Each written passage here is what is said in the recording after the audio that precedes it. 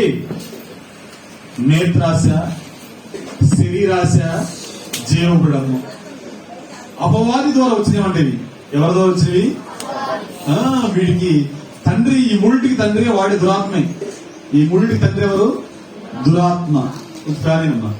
ఈ మూడిటికి తండ్రి దురాత్మ. మొదటిది నేత్రాశ. చెప్పండి. చూసిందల్లా కావాలనుకుంటాం. చూసిందల్లా ఇంట్లో డబ్బులు ఉన్నాయా, మనకు ఉన్న ఆస్తి ఎంత, ఇంట్లో ఉన్న డబ్బులెన్ని అనుకోము. ఏం కావాలి? సంతృప్తి ఉండదు. సంతృప్తి అనేది ఉండదు. చూసిందల్లా కావాలి. నేత్రాశ, అది సంపద అయినా, డబ్బు అయినా, మనుషులైనా, ఏదైనా సరే చూసిందల్లా కావాలనుకోవడం అది దురాత్మ పెట్టింది. చూసిందల్లా కావాలనుకోకూడదు. ఏమనుకోవాలి?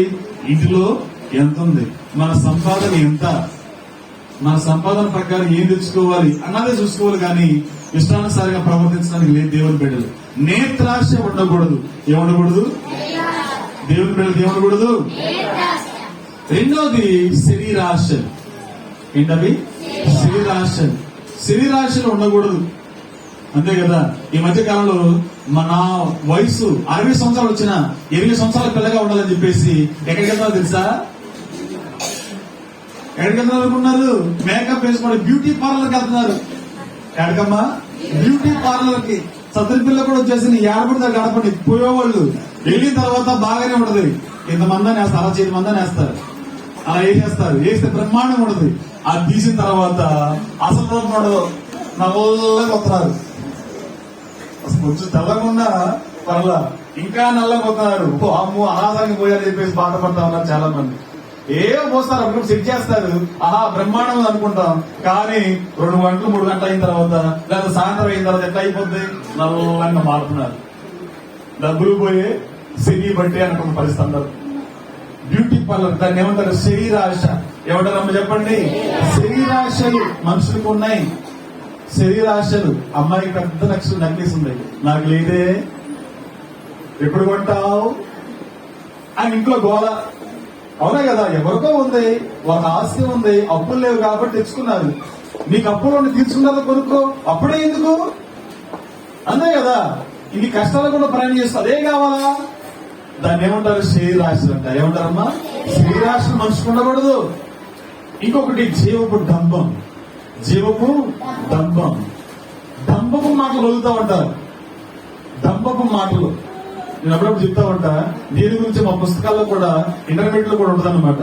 అప్పుడు చెప్తా ఉంటారు. 19 years పిల్లలు ఎట్లా ఉంటారన్నా, ఇంటికి వెళ్తారు, బిల్లు కొట్టంగానే ఇంటికి పోతారు. ఇంటికి వెళ్ళిపోయి ఇంటికాడ పచ్చడి తింటారు. ఏంటంటారు? పచ్చడి వేసుకుని కారం వేసుకుని తింటారు. వాళ్ళకున్న తెలివితేటలు చూడండి, చూపిస్తా ఉంటారు. పిల్లలు వచ్చేసి ఏం కూర అన్నారు అనుకో. పిల్లలు ఫ్రెండ్స్ ఉంటారుగా, ఏమి వచ్చావు అంటే, మా అమ్మ చికెన్ బిర్యానీ చేసింది. చికెన్ బిర్యానీ చూడు, వాసన చూడు, వాసన చూడు. వద్దులే, వాసన వద్దులే. నిజమా? తిన్నదేమో పచ్చడి, చెప్పేదేమో చికెన్ బిర్యానీ. డంబం మాటలు. ఇక్కడ చదువుకుని మనం చెప్పే ఉంటారు మొత్తానికి. అలాంటి పిల్లలు కనపడతా ఉంటారు చాలా మందిలో. ఒకరితో కనపడతా ఉంటారు, అందరూ లేకపోయినా కనిపిస్తా ఉంటారు. అంతే కదా. బడాయి మాటలు. సత్యం అంటూ ఉంటాడు ఇప్పుడు, బడాయి బండికి పోతుందని. బడాయి బండికి పోతాడు మనవాడికి. అర్థమవుతుందమ్మా? మన ఎంతలో ఉండాలో అంతే ఉండాలి. ఒదిగి ఉండాలంట. ఎదిగిన కొలది ఒదగాలంట. దేవుని బిడ్డలు ఎదిగిన కొలది ఒదగాలి.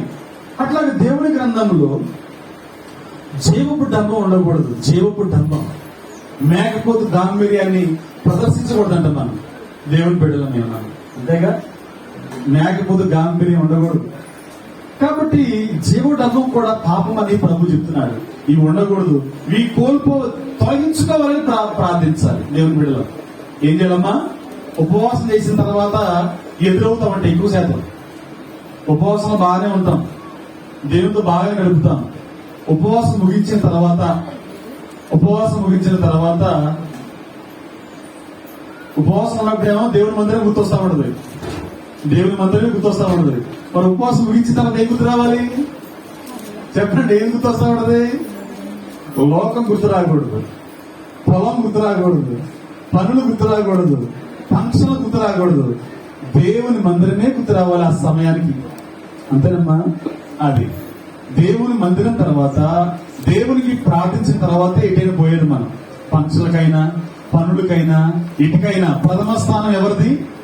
దేవుడిదే. బైబిల్ గ్రంథం కళాఖండిగా ఖండితంగా చెప్తా ఉంది, నీ దేవుణ్ణి నీవు ప్రేమించాలి. తండ్రి కంటేను, తల్లుడి కంటేను, పుట్టిన బిడ్డల కంటేను, అందరికంటేను ఎక్కువగా దేవుని ప్రేమించాలని దేవుడు వాక్యం తెలియజేస్తా ఉంది.